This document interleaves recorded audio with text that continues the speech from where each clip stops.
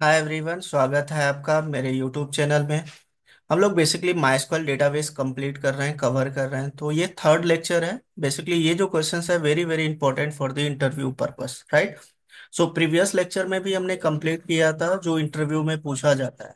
Clear है। Database क्या होता है, आरडीबीएमएस क्या होता है, डीबीएमएस क्या होता है, ये चीजें हमने डिस्कस किया था, राइट।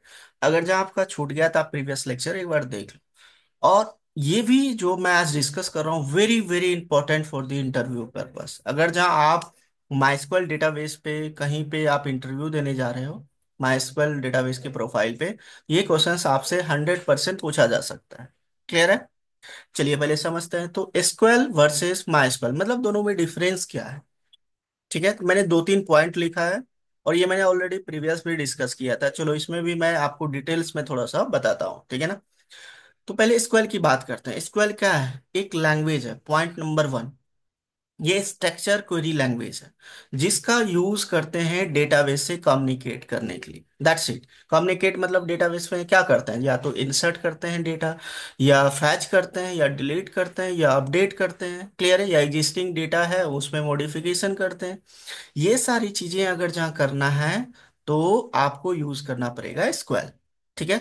अब एसक्यूएल जो होता है ना, स्ट्रक्चर क्वेरी लैंग्वेज, जितनी भी सॉफ्टवेयर्स है जो आपका डेटाबेस सॉफ्टवेयर्स हैं, जैसे माई स्क्वेल हो गया, ओरेकल, ये सारी जो सॉफ्टवेयर्स हैं ये एसक्यूएल को यूज करता है। बेसिकली स्ट्रक्चर क्वेरी लैंग्वेज को ही यूज करता है। क्लियर है पॉइंट। सेकेंड पॉइंट मैंने यहाँ पे लिखा है, it is a special kind of programming language that is used for communicating with a database. मतलब ये एक प्रोग्रामिंग लैंग्वेज है जिसका यूज करते हैं डेटाबेस से बात करने के लिए। सिंपल चीज है। ये डेटाबेस नहीं है, ये पॉइंट याद रखिएगा आप लोग। SQL जो है वो कभी डेटाबेस नहीं है। ये एक लैंग्वेज है जिसका यूज हम डेटाबेस से बात करने के लिए यूज करते हैं। ठीक है। नेक्स्ट पॉइंट मैंने लिखा है, SQL is use to modify and create tables in the database, insert new data, modify existing data, delete data from the tables. Clear point. अगर जहाँ डिलीट करना है, मॉडिफाई करना है, अपडेट करना है डेटाबेस में, तो इसके लिए हमें SQL क्वेरी की जरूरत पड़ता है। ठीक है ना। थर्ड फोर्थ पॉइंट लिखा है मैंने, इन 1986 the American national standard institute made SQL. किसने बनाया इसको? ANSI बोलते हैं शॉर्ट में। ठीक है। The official standard for the relational databases. ठीक है ना। क्लियर है पॉइंट। अब ये था एसक्यूएल के बारे में। तो सिंपल सा पॉइंट याद रखिएगा, जो एसक्यूएल होता है वो सिंपल एक स्ट्रक्चर क्वेरी लैंग्वेज है जिसका यूज डेटाबेस से बात करने के लिए यूज करते हैं। और इसका जो सिंटैक्स है, सारी लैंग्वेज यूज कर मतलब सारी जो सॉफ्टवेयर्स है, सारे सॉफ्टवेयर जैसे माई स्क्वेल, ओरेकल, पोस्टग्री और भी सॉफ्टवेयर्स हैं, वो सारे जो सॉफ्टवेयर्स हैं ना, ये एसक्यूएल को ही यूज करते हैं डेटाबेस से कम्युनिकेट करने का। क्लियर है पॉइंट। अब चलिए माइस्क्वेल के बारे में बात करते हैं। तो माइस्क्वेल क्या है? MySQL is an open source relational database management system है। ठीक है ना। ऐसे बोल सकते हो, माइस्क्वेल एक डेटाबेस है, सॉफ्टवेयर है, डेटाबेस सॉफ्टवेयर है जो कि रिलेशनल डेटाबेस मैनेजमेंट सिस्टम पे काम करता है। ठीक है। अब इसका मतलब क्या हुआ भाई? देखो, डेटाबेस सपोज करो कि मेरा एम्प्लॉय का डेटाबेस है, ठीक है ना। अब डेटा किस फॉर्म में होता है? रो कॉलम के फॉर्मेट में, जैसे नेम के नीचे नेम, रोल नंबर के नीचे रोल नंबर, इस तरीके से, मतलब सिस्टमेटिक फॉर्मेट में। अगर जहाँ डेटा आपको डेटाबेस में रखना है तो उसके लिए यूज करते हैं हम लोग क्या? माइस्क्वेल सॉफ्टवेयर। ठीक है ना। क्लियर है पॉइंट।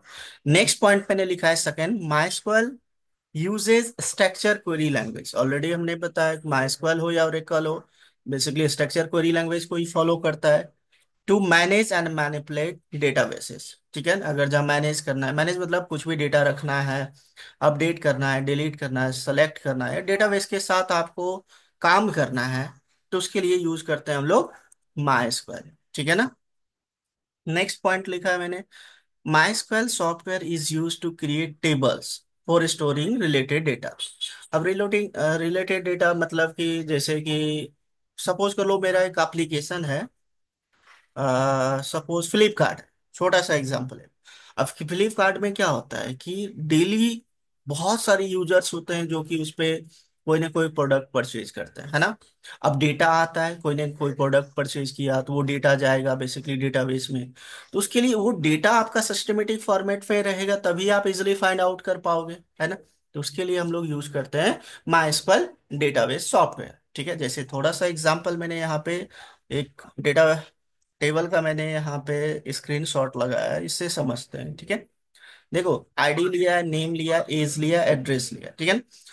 ये जो डेटा है आपका एक डेटाबेस में रखा हुआ है और ये सिस्टमेटिक फॉर्मेट में है। तो इस टाइप की अगर जहाँ फॉर्मेट आपको इस टाइप की फॉर्मेट में डेटा को रखना है, डेटा के साथ काम करना है, टेबल को मॉडिफाई करना है, डेटा इंसर्ट करना है, तो उसके लिए हमें जरूरत पड़ता है माइस्क्ल। ठीक है ना, क्लियर। माइस्क्ल एक डेटाबेस सॉफ्टवेयर है, ठीक है, जो यूज करता है स्ट्रक्चर क्वेरी लैंग्वेज को डेटाबेस में डेटा को स्टोर कराने के लिए। ठीक है ना। नेक्स्ट, अगर जहाँ कोई डेटा फाइंड करना है, सपोज मुझे फाइंड करना है, इस टेबल का नेम है कस्टमर्स, मुझे फाइंड करना है जिसका एज 25 है, उसका मुझे डेटा चाहिए। तो चलिए देखते हैं, एज 25 में देखो यहाँ पे एड्रेस दिल्ली और मुंबई, दो डेटा है मेरे पास। तो चलिए देखते हैं, ये देखो दो डेटा मेरे पास आ गया, तो इसलिए फाइंड आउट हो गया। ठीक है ना। तो माइस्क्ल जो डेटाबेस डेटा स्टोर होता है रो कॉलम के फॉर्मेट में, मतलब एक बोल सकते हो ऑर्गेनाइज्ड वे में। ये एक डेटाबेस है, डेटाबेस किसी का भी हो सकता है ना। क्लियर है। तो ऑलवेज पॉइंट याद रखिएगा, जो माई स्क्वेल है आपका, वो है आपका एक डेटाबेस सॉफ्टवेयर।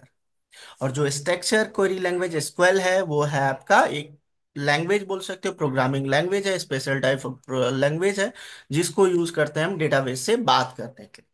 ठीक है, आई होप क्लियर है। ये difference, what is the difference between SQL and my SQL, very very important, कई बार इंटरव्यू में पूछा गया। ठीक है ना। आप लोग इसको एक बार नोट कर लो, नोट करके इस पॉइंट को याद रखो। ठीक है ना। एंड लाइक करो, कमेंट करो, शेयर करो, सब्सक्राइब करो। मिलते हैं अपकमिंग लेक्चर में। ठीक है, थैंक यू, बाय बाय।